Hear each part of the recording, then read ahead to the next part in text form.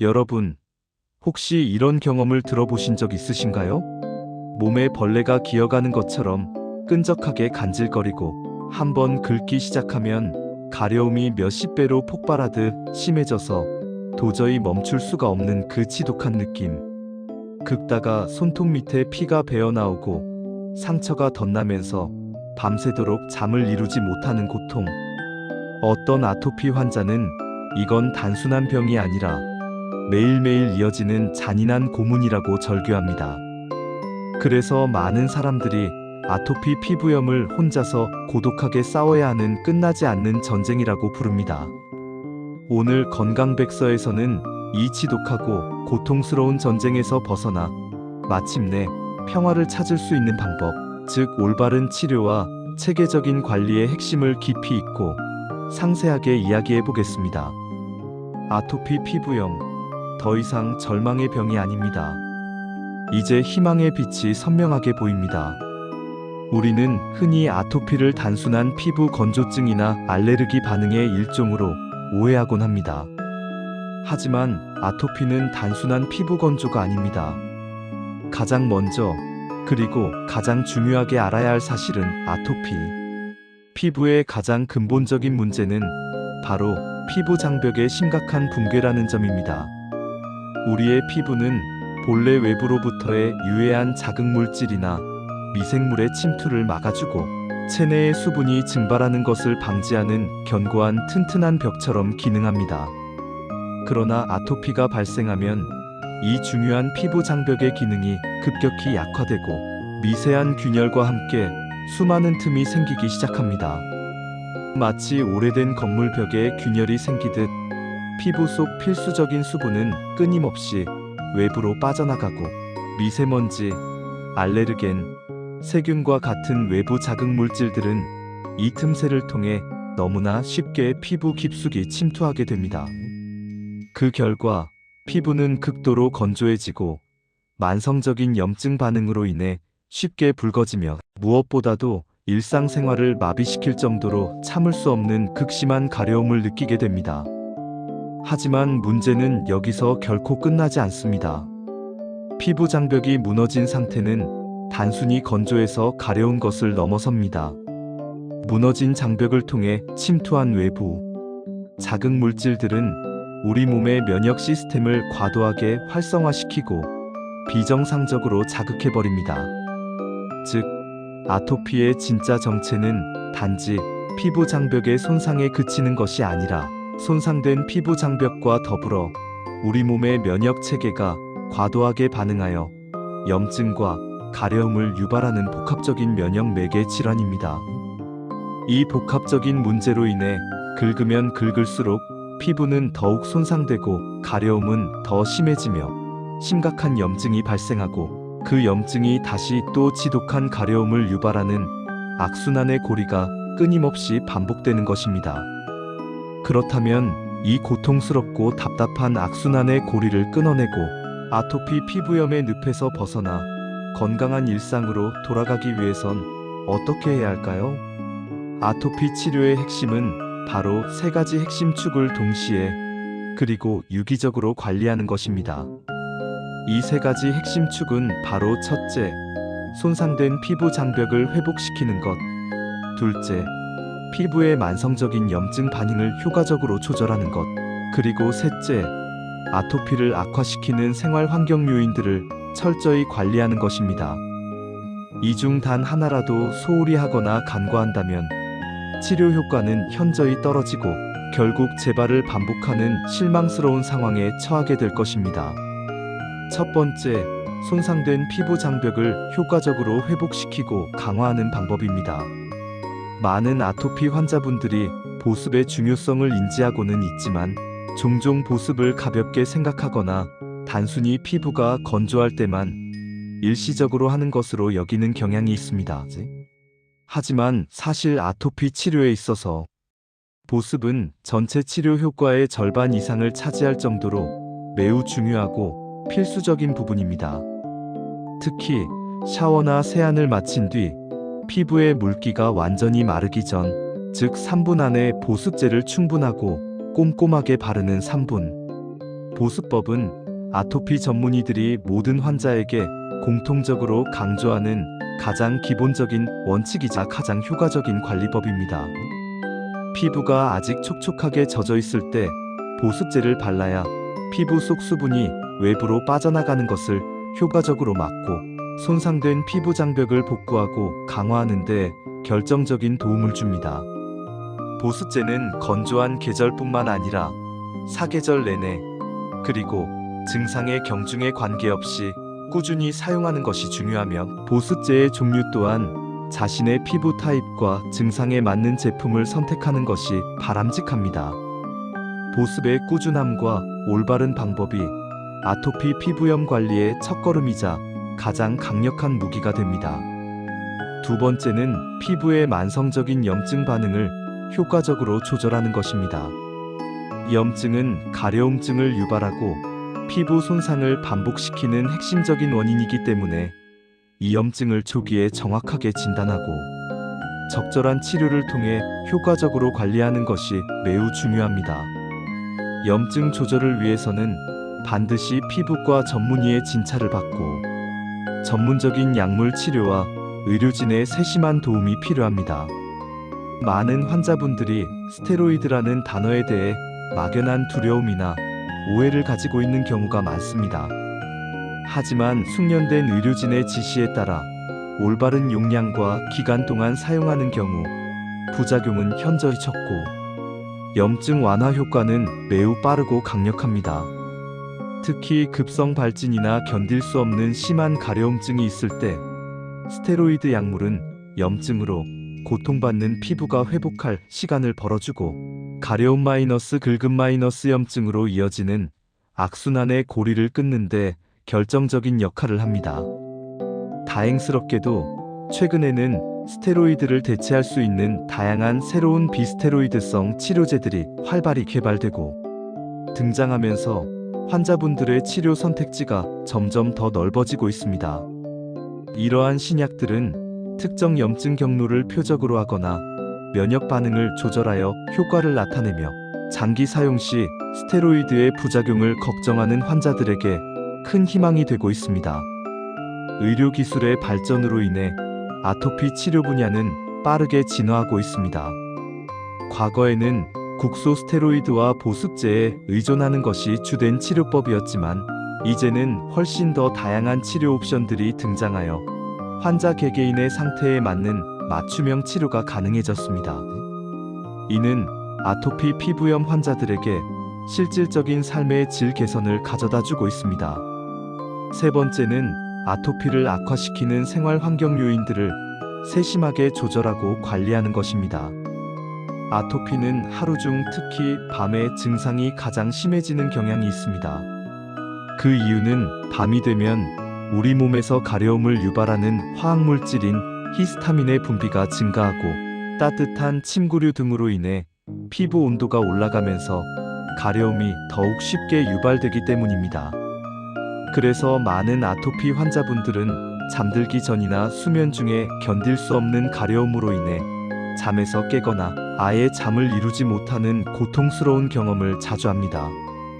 이러한 야간 가려움과 수면 방해를 줄이기 위해서는 침실 온도를 18에서 20도 사이로 서늘하게 유지하고 건조한 계절에는 가습기를 적절히 사용하여 실내 습도를 50에서 60%로 쾌적하게 유지하는 것이 매우 도움이 됩니다.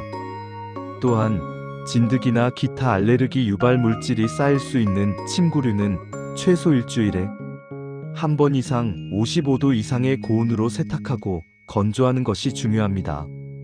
옷은 면이나 실크 등 부드러운 천연 섬유 소재를 선택하고 너무 꽉 끼는 옷보다는 통기성이 좋은 넉넉한 옷을 입는 것이 피부 자극을 줄이는 데 좋습니다.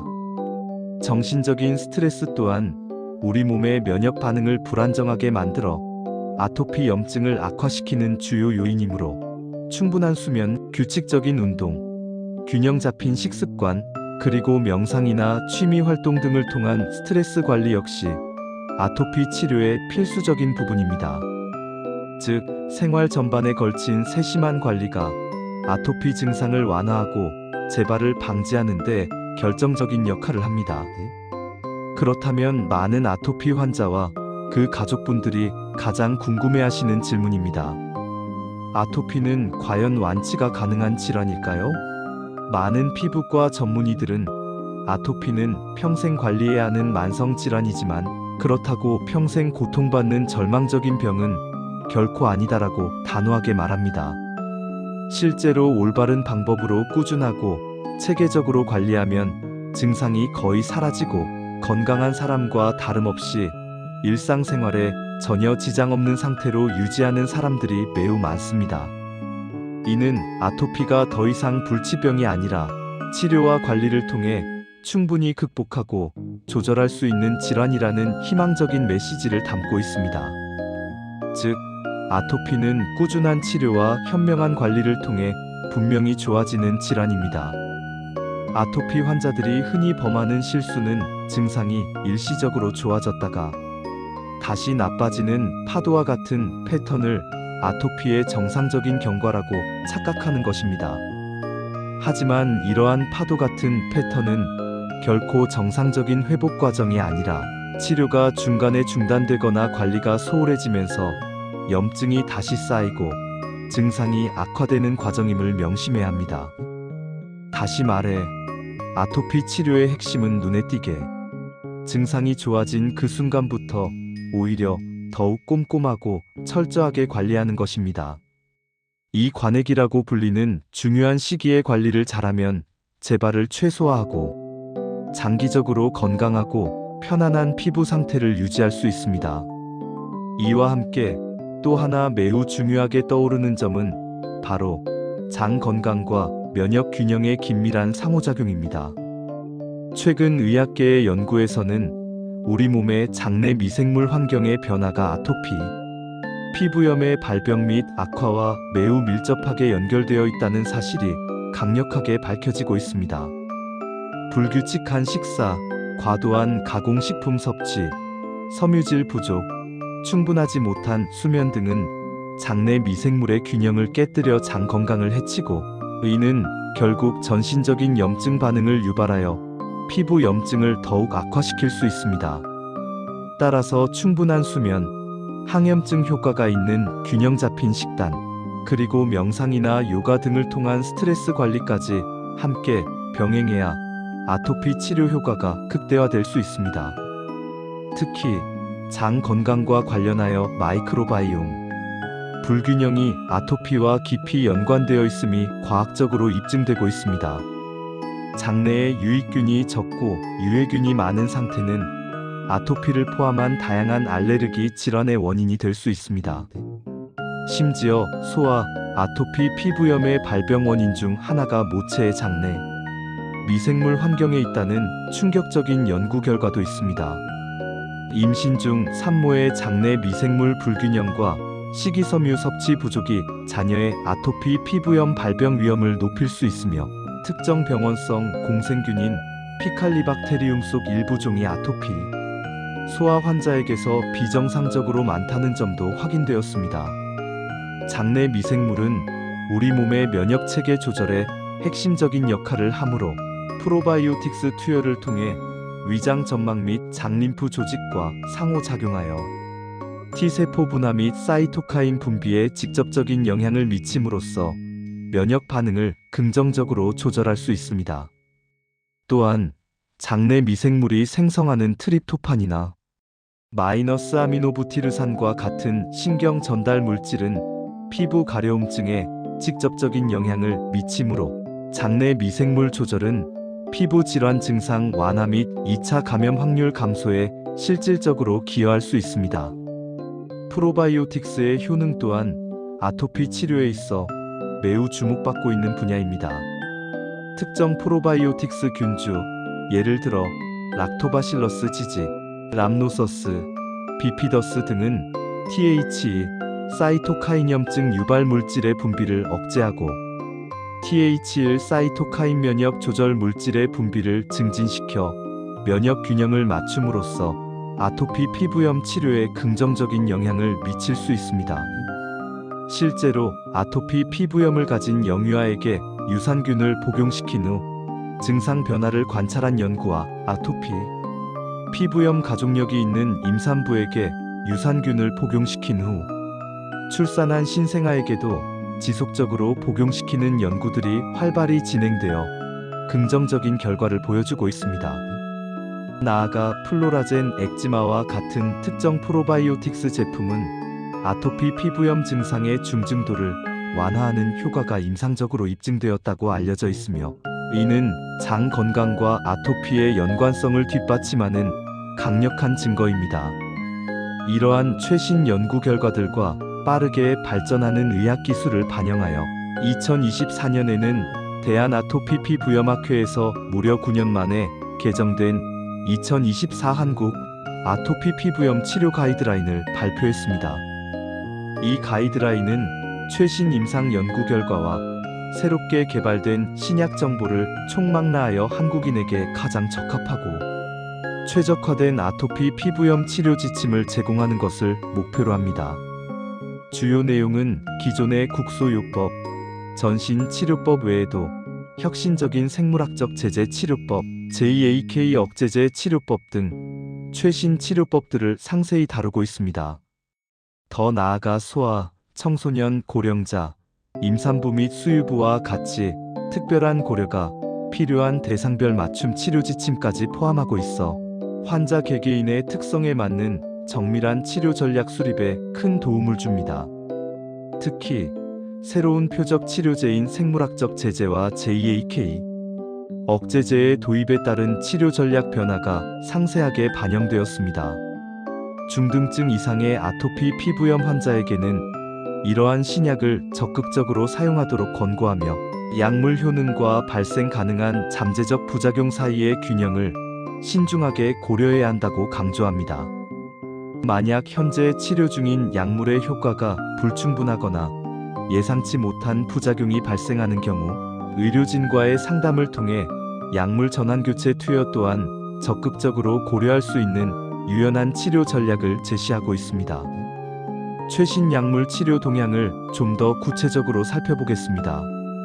생물학적 제재로는 듀필루맙, 트랄로키누맙 등이 대표적이며, 이들은 아토피, 피부염의 주요 염증 유발 경로에 관여하는 특정 사이토카인을 표적으로 하여 염증 반응을 효과적으로 억제하고 증상을 개선합니다. 이들은 국소 치료제로 충분히 조절되지 않는 중등도 이상의 만성 아토피, 피부염 환자들에게 매우 효과적인 치료 옵션으로 권고됩니다. 다음으로 JAK 억제제로는 바리시티닙, 유파다시티닙, 아브로시티닙 등이 있으며, 이들은 염증 물질이 전달되는 세포 내 신호 전달 경로를 억제하여 전반적인 염증 반응을 강력하게 조절하고 증상을 빠르게 개선합니다. JAK 억제제는 생물학적 제재보다 염증 반응을 더 빠르고 강력하게 조절하는 효과가 있다는 연구 결과가 있으며, 1일 1회 복용하는 경구약 형태이므로 주기적인 병원 방문이 어려운 환자들에게 특히 유용합니다. 또한 아토피 피부염은 환자마다 발병 원인과 증상이 매우 다양하게 나타나는 이질적인 질환이기 때문에 하나의 치료법만으로는 모든 환자를 만족시키기 어렵습니다. 따라서 다양한 기존의 치료제가 지속적으로 개발되고 있으며, 최근에는 줄기세포 치료제 또한 새로운 치료 옵션으로 많은 주목을 받고 있습니다. 줄기세포는 손상된 조직을 재생하고 면역 반응을 조절하는 능력을 가지고 있어 난치성 아토피, 피부염 환자들에게 새로운 희망을 제시할 가능성이 있습니다. 추가적으로 아토피 피부염 치료에 있어 피부 장벽 관리는 여전히 가장 중요한 기본 중의 기본입니다. 피부 장벽 기능을 건강하게 유지하고 아토피 증상의 악화 및 재발을 줄이기 위한 보습제 사용과 적절한 국소 치료는 모든 아토피 피부염 치료의 필수적인 요소로 간주됩니다. 아토피 피부염은 이처럼 환자 개개인의 특성, 연령, 질환의 중증도에 따라 매우 다양한 양상을 보이므로 일률적인 치료보다는 환자 중심의 맞춤형 치료 전략이 반드시 필요합니다. 특히 트랄로키누맙과 같은 일부 약물은 손과 같이 특정 부위에 심하게 발생하는 아토피 피부염에도 효과적인 옵션을 제공할 수 있어 환자들의 삶의 질을 개선하는 데 크게 기여하고 있습니다. 여러분, 아토피는 결코 혼자서 감당해야 할 고독한 전쟁이 아닙니다. 올바른 보수법의 실천, 염증 조절을 위한 전문적인 치료, 그리고 아토피를 악화시키는 환경 요인들을 관리하는 세 가지 핵심 축만 잘 지켜도 지금보다 훨씬 덜 가렵고 훨씬 덜 고통스러우며 훨씬 더 편안한 일상을 되찾을 수 있습니다. 오늘 우리가 함께 이야기하니 작은 변화들이 여러분의 소중한 피부와 삶의 질을 되찾는 첫걸음이 되기를 진심으로 바랍니다. 아토피는 분명히 관리하면 좋아지는 질환입니다. 오늘부터 다시 한번 희망을 가지고 나에게 맞는 건강한 관리 습관을 시작해보세요. 희망은 항상 우리 곁에 있습니다. 당신은 혼자가 아닙니다. 의료진과 함께라면 이 지긋지긋한 아토피로부터 자유로워질 수 있습니다. 함께 극복해 나갑시다.